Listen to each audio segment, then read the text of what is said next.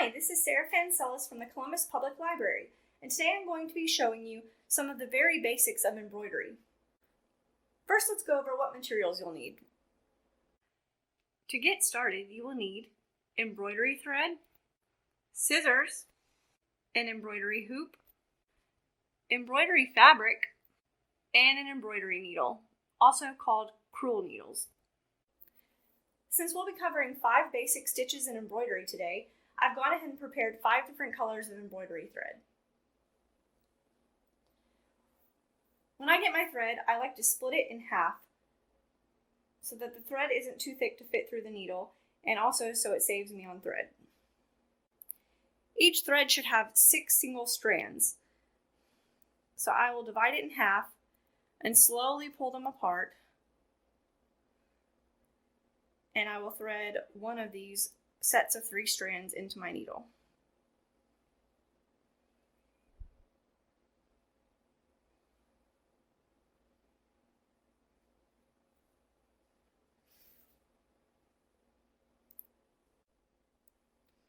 There are many different types of embroidery hoops and frames that you can use for embroidery.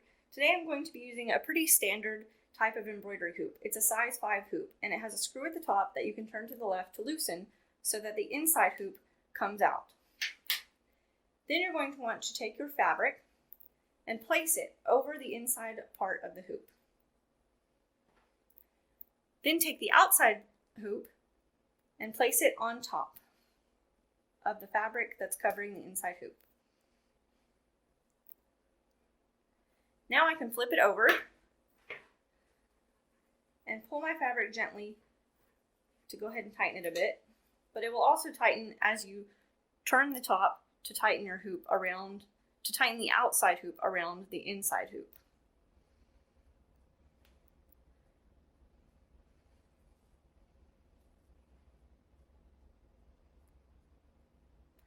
Once it's tightened enough, I'm going to gently pull on the fabric on the back some more, just to help get out those wrinkles and to ensure that the fabric is nice and taut.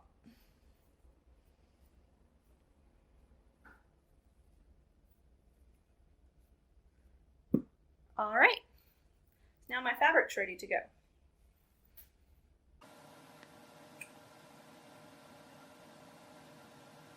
The first stitch I am going to show you today is a running stitch. To begin, take your threaded needle and push it through the back of the fabric, gently pulling up.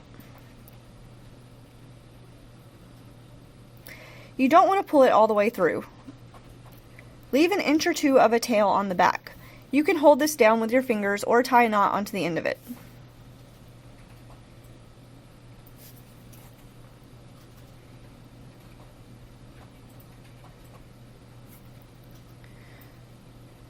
Now go up about 1 centimeter depending on how long you want your stitches to be. Push the needle down into the fabric and gently pull it out the back.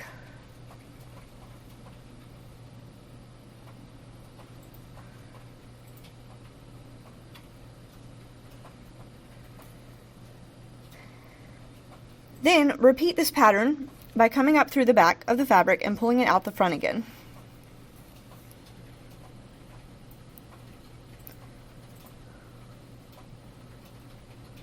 You'll repeat the same steps, going up about 1 centimeter or so, pushing through the front of the fabric and gently pulling out the back, and again coming up through the back and gently pulling up from the front.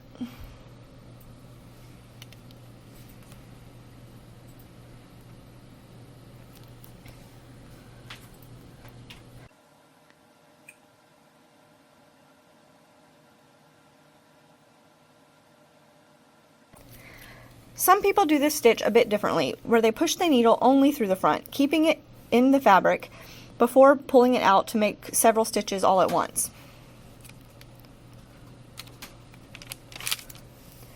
Both ways are fine, but I find it easier to keep my stitches even by doing each stitch one at a time.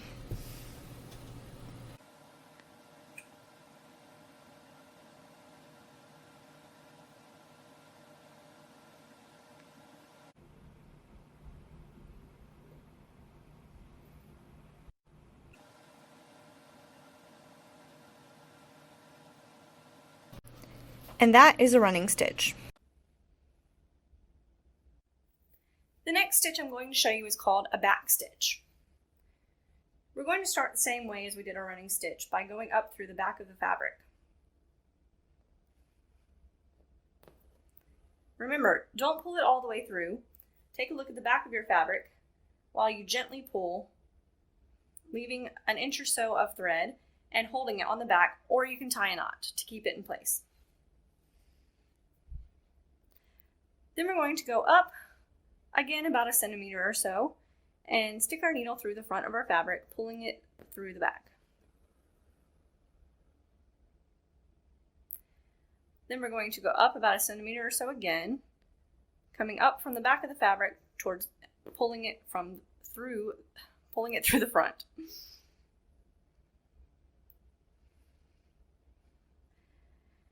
This time, instead of continuing the way we did our running stitch, we're going to backtrack. That's why it's called a back stitch. Into the last hole that you created when you went through the front to the back.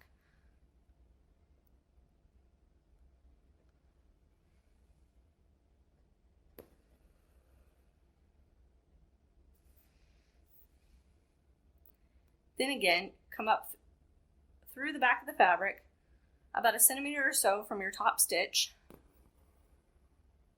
pull it through, and then again, go into the last hole that you created from that last stitch.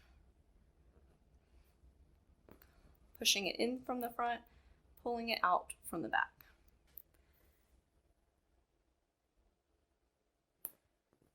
And then you'll just continue.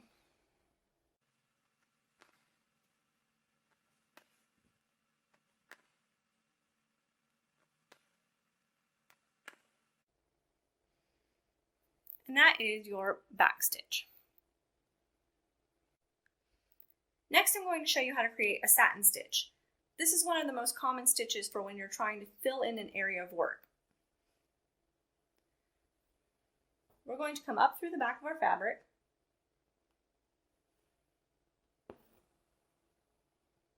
I'm going to hold it in place on the back so that it doesn't come out. Say I wanted to create a small rectangle. I'm going to create the first line, and then I'm going to come up from the back of the fabric just underneath that first hole that I created, my starting hole. Then I'm going to go back through just underneath this second hole right here. I want to get as close as possible without going into the same hole. That way my stitches are very close together and it will create a smooth appearance and fill in any blank areas that I want to fill in. You can use this stitch on pretty much any shape that you want to.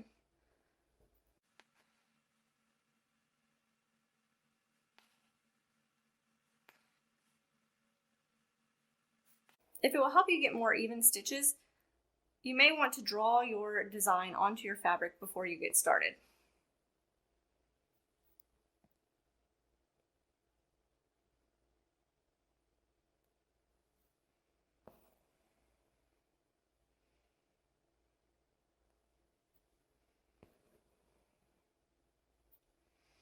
As you can see, we now have a smooth surface that is filled in that section.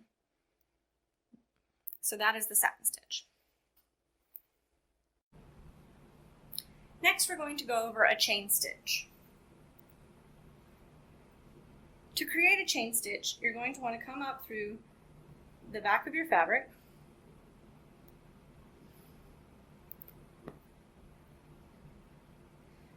again making sure we hold it down on the back so it doesn't come all the way through. Then we're going to go in through the exact same hole we just came out of. Make sure you don't pull it all the way through. We're going to leave a little loop on the end. So gently pull, and if it gets tangled, you can just use your fingers to untangle it. Now we're going to come up about a centimeter or so, whatever your desired length of stitch is, and make sure you pull the needle through the middle of that loop that you've just created. Again, for this part as well, do not pull too tight because we want you to be able to see the little chain stitch that we've made. Now you're going to go down into the same hole that you just came out of. Again, not pulling all the way through so that we leave a little loop. Then we're going to come up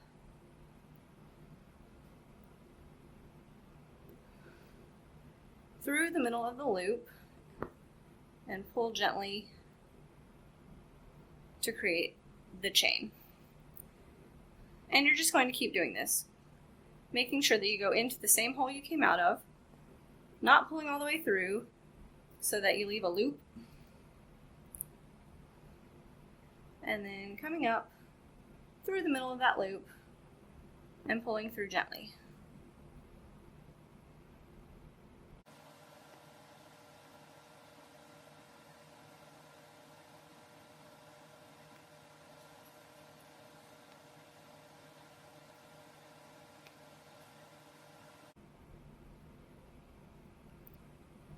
Now to end this stitch, I'm going to go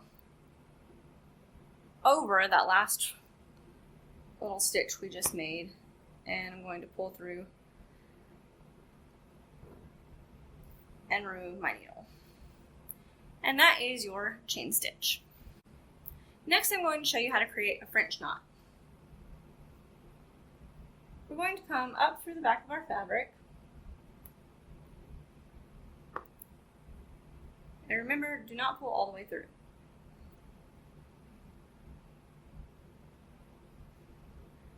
For this stitch, it helps if you lay your hoop down on a flat surface.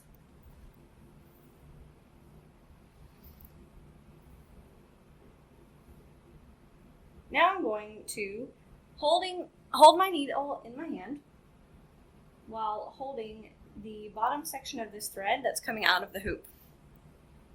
Remember not to pull it all the way through. For this stitch in particular, it may be helpful for you to tie a knot on the back. Next, I'm going to wrap this thread around the end of my needle 3 or 4 times. This is what it will look like when it's wrapped. And I'm trying to stay as close to the fabric as possible. Then I'm going to insert the needle while still holding the thread. And I'm going to insert it just next to that section where I first came out of the fabric, but making sure that I'm not going into the same hole. I'm holding it in place with my thumb here while pushing the needle through the fabric. Now I'm going to gently pull it out the back of the fabric. It may feel like it's stuck a little bit, but don't worry, you won't break it. As you pull it all the way through, the thread goes into the center of those loops that you created on the end of your needle, and now you have a little French knot. These can be really fun if you're trying to create things like flowers, or maybe you want to add some eyeballs to a character that you're embroidering. There's many uses for them. Alright, I'll create a few more for you guys.